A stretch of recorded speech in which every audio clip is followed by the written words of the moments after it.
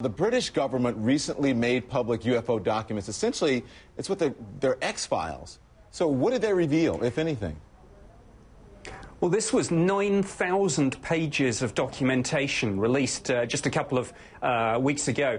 And that's interesting in itself because, of course, the British government's position on this had always been the policy was to downplay the level of our interest and say that it was of no defence significance. And yet, of course, behind the scenes, we were much more concerned than I think we were letting on, particularly where we have sightings where the witnesses were pilots, where these things were seen by police officers, where they're tracked, for example, on military radar. Those sorts of cases we took very seriously, because if there's something in our airspace, it's a defence and national security issue. It's got to be. You claim that the U.S. and U.K. thwarted an effort for the UN to investigate UFOs. Why do you claim that?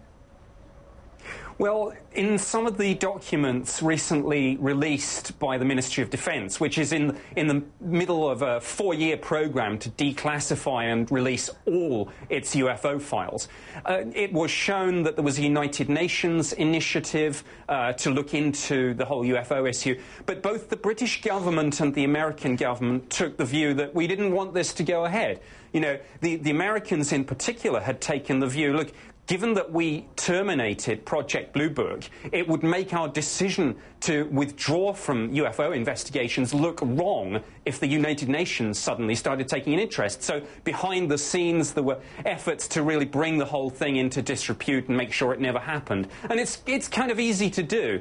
You can use phrases like little green men and flying saucers to sort of faintly ridicule the subject. There's something in your airspace, you need to know what it is, and no government can really go public and say there are things in our skies, we don't know what they are, pilots chase them sometimes but can't catch them, there are near misses between these things and commercial aircraft, which has happened on numerous occasions.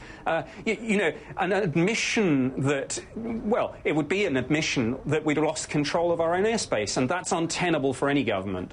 Nick, what do you think? They found what they believe to be water on Mars, which is an indication of life. Do you think this proves anything? I think we're edging that way. Last year, the Royal Society had 2 discussion meetings to talk about the implications for science and society of discovering extraterrestrial life. I think it's only a matter of time before there is some breakthrough discovery. And that's why people are so interested in this subject, because it's one of the most profound questions you can ask. Are we alone or not?